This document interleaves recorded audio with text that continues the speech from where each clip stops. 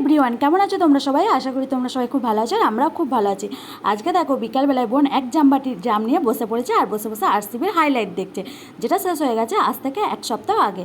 আর আজকে তো সন্ধ্যাবেলায় আমরা সবাই খুব খুশি, কারণ আজকে আমরা ঝালমুড়ির ফিস্টি করব। আর এখানে তারই প্রস্তুতি চলছিল। আর এখানে দেখো আমার ক্যাও ম্যাও ছ্যাও মানে ছোটো ছোটো বাচ্চাগুলো সব চলে এসছে।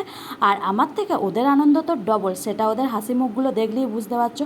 ফিস্টি মানে ওদের কাছে বিশাল কিছু ব্যাপার, সে ঝালমুড়িই হোক আর একটুখানি আলু সেদ্ধ মুড়িই হোক।